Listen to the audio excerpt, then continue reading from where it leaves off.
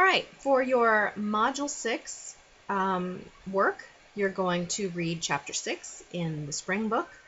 You're going to then view the Chapter 6 PowerPoint, which is a much more lengthy PowerPoint than some of the previous ones because there's so much good information in Chapter 6.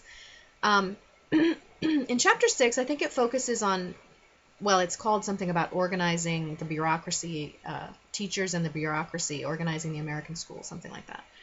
And this is really when you start to see a change in how, a change that starts to look a lot more like what we have today.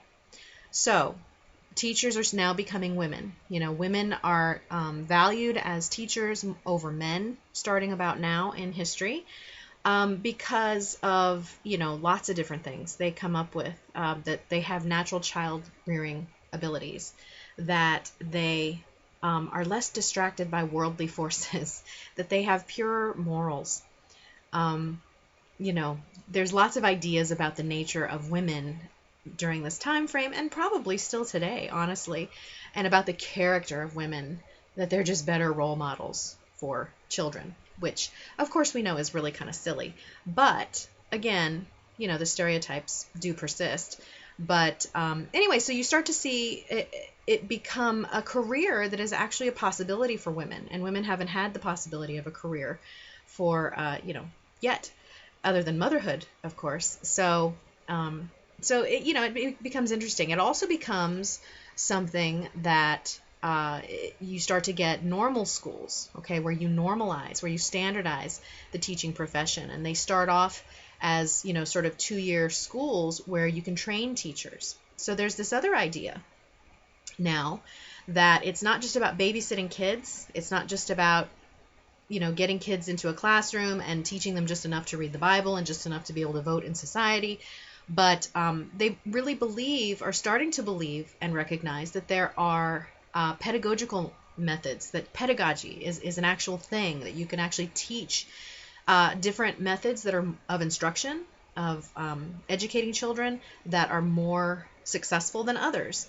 And you also, of course, concomitant with that belief is that you can learn these things too, that you're not just born with it. So you'll see schools of teaching start to become more prevalent and all of this. And they also start to, move toward this idea of a more, instead of this sort of rote memorization, this sort of drill and kill, harsh discipline mentality, you'll see a lot of different methods start to gravitate toward this more, I suppose, loving or, less disciplinary based mentality about how to educate children. This Pestalozzi was, of course, one of the forerunners of these ideas. He wasn't the only one, but Spring certainly highlights a lot of his ideas, and object learning, and learning through the senses, and learning through experiences, experiential learning. These are not new things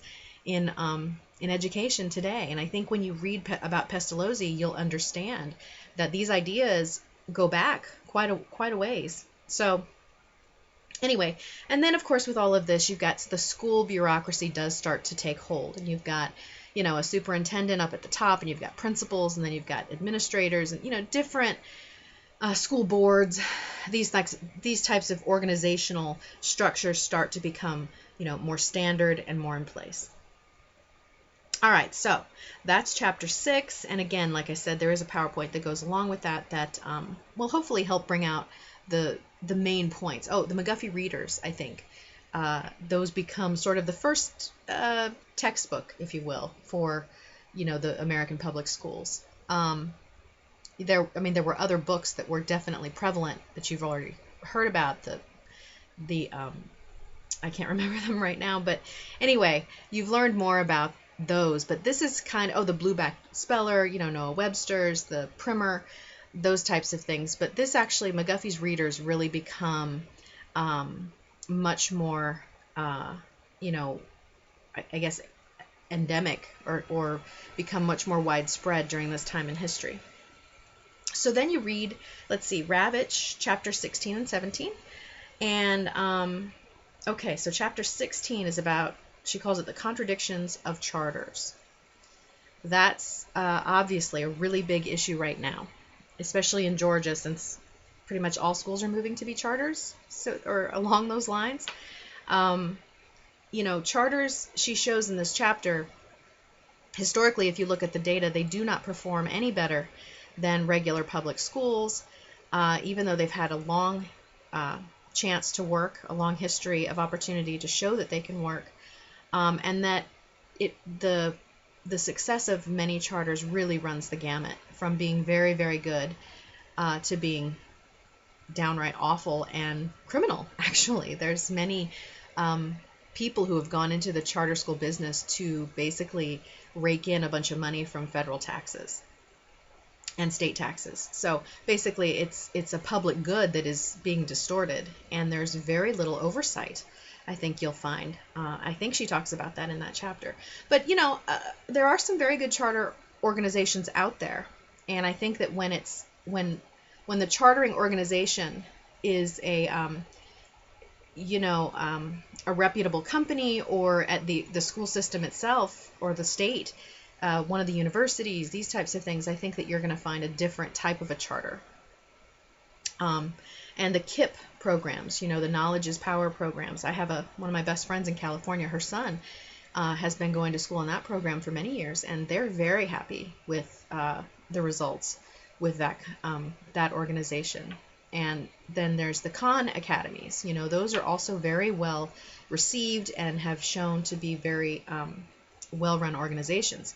Again, even so, most data does reflect that they perform no better than public schools, and more often are worse than public schools. So there's some contradictions there. It'd be a great topic if you wanted to choose that for your issue, for your research paper.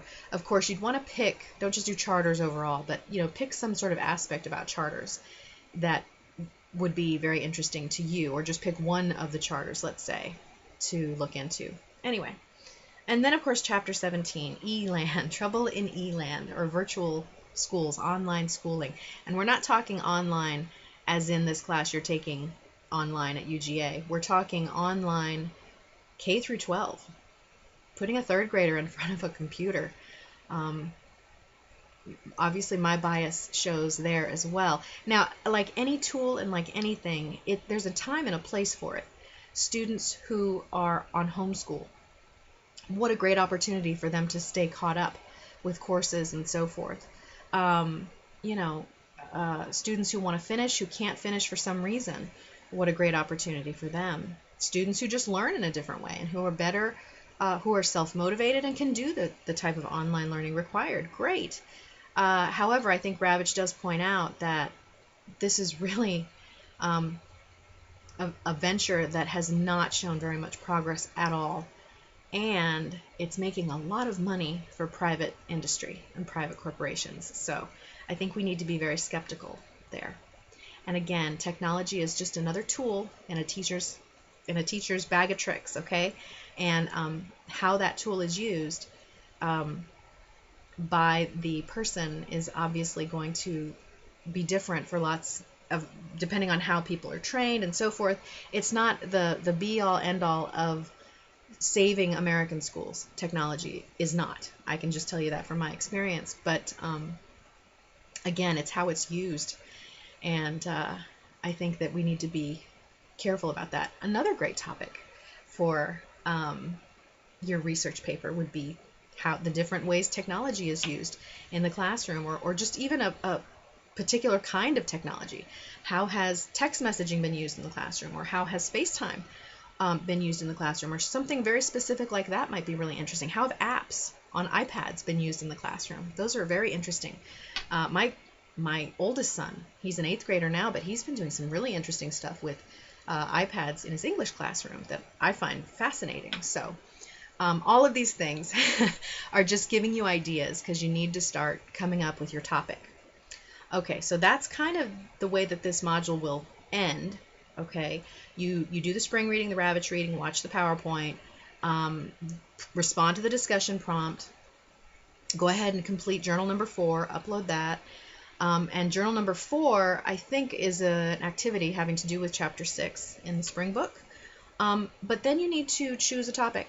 This is it. You really need to start working on it. If you haven't already started researching, go ahead and look at the research paper guidelines. Make sure you understand them and choose something. Choose a topic. If all you can come up with is, hey, I want to do something about technology, email me that and I will say okay, and we'll have a little conversation. I'll try and narrow it down for you, and we can go back and forth and sort of play with the topic and see if we can find something that is doable, in the short. You really, I don't remember the page length for the research paper, but I think it's something like 7 pages or something. So I know, and don't quote me on that, I'd have to go back and look, but I know that the guidelines are short for what you need to include. Let's put it that way. So you're going to need to be very succinct and concise with the information that you include. So again, the topic really does need to be narrow and less broad than just charter schools or something like that. Okay, I will see you again in Module 7.